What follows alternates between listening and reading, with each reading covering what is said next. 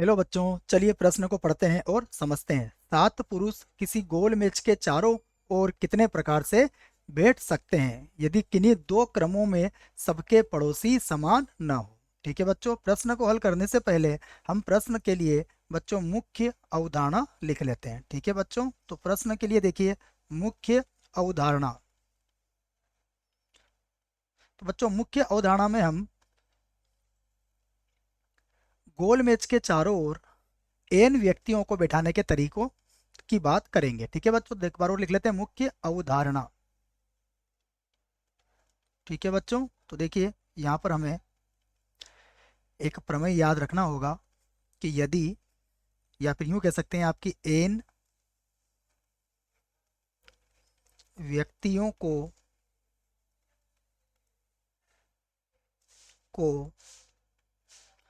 गोल मेज गोल मेज के चारों ओर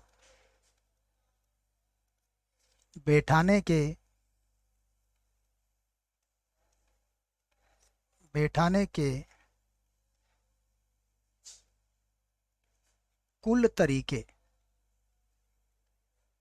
कुल तरीके बच्चों होते हैं n-1 और यह होता है बच्चों इसका फैक्टोरियल।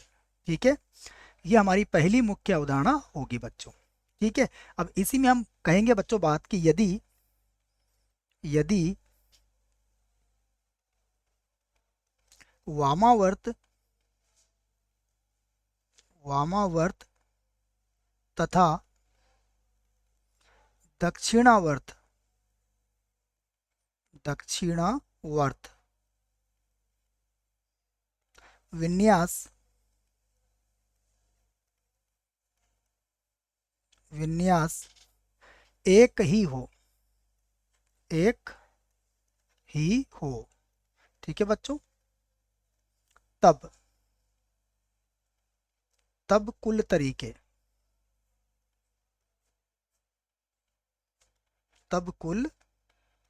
तरीके होंगे बच्चों 1/2 और n-1 का फैक्टोरियल। ठीक है बच्चों, क्योंकि देखिए इसको आप इस प्रकार समझिए कि ये मान लीजिए बच्चों हमारे पास कोई गोल मेज है।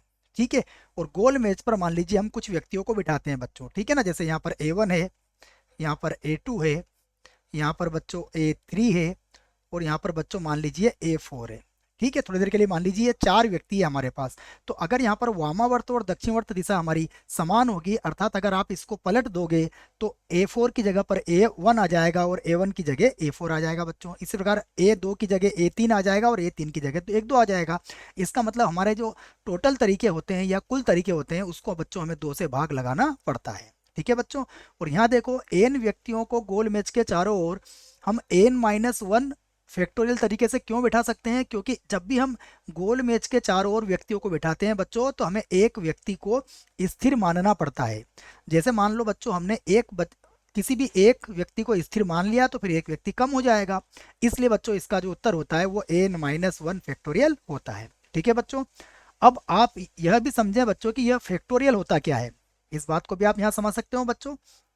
तो देखो फैक्टोरियल n जो होता है बच्चों वह क्रमागत प्राकृत संख्याओं के गुणनफल को व्यक्त करता है जो कि 1 से प्रारंभ होगी बच्चों। तो अर्थात जैसे n फैक्टोरियल लिखा है बच्चों तो इसका मतलब होता है n-1 n-2।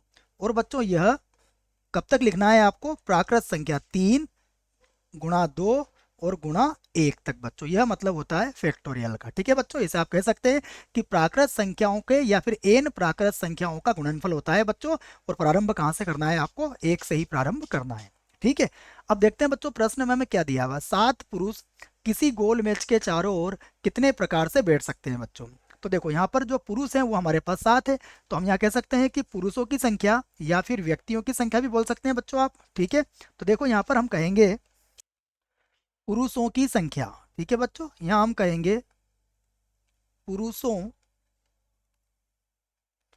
की संख्या। प्रश्न में कितनी दी है बच्चों, देखो पुरुषों की संख्या दी है बच्चों आपको 7। ठीक है, अब हम चाहते हैं कि ये गोल मैच के चारों ओर बैठे बच्चों।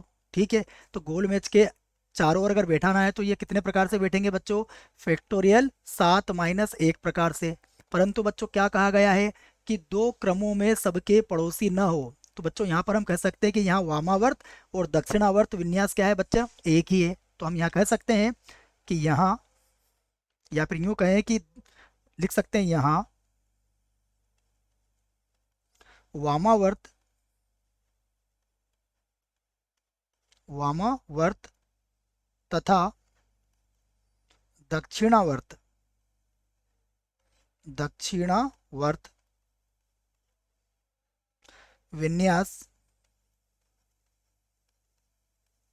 विन्यास समान है। समान है क्यों है बच्चों? क्योंकि हम चाहते हैं कि व्यक्ति पड़ोसी समान न हो बच्चों। मतलब ए अगर ए दो के पास बैठा है तो दोबारा ए दो के पास ए नहीं बैठे, मतलब ए दो बच्चों यहाँ पर हमारा नहीं आए। ठीक है, तो इसलिए हमारे क्या होंगे?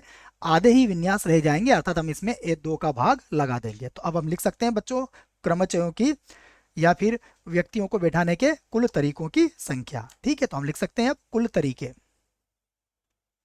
कुल तरीके बच्चों, तो कुल तरीके होंगे बच्चों हमारे पास 1/2 7 - 1 का फैक्टोरियल बच्चों, तो बराबर होगा 1/2। और देखो यह हो जाएगा 6 का फैक्टोरियल। और अभी मैंने आपको बताया कि फैक्टोरियल का मतलब होता है क्रमागत प्राकृत संख्याओं का गुणनफल। तो देखो यह होगा 1 2 3 गुणा 4 गुणा 5 और गुणा 6। ठीक है बच्चों, तो आप इसको गुणा कर सकते हो। जब 1 2 3 4 5 और 6 को बच्चों गुणा करोगे तो यह आ जाएगा 720। और इसको 2 से और भाग लगा दो बच्चों। 720 को अगर आप 2 से भाग लगाओगे तो यह हो जाएगा 360। तो बच्चों 360 तरीके हमारा उत्तर होगा। आशा करता हूं बच्चों आपको इस प्रश्न का उत्तर समझ में आया होगा। धन्यवाद।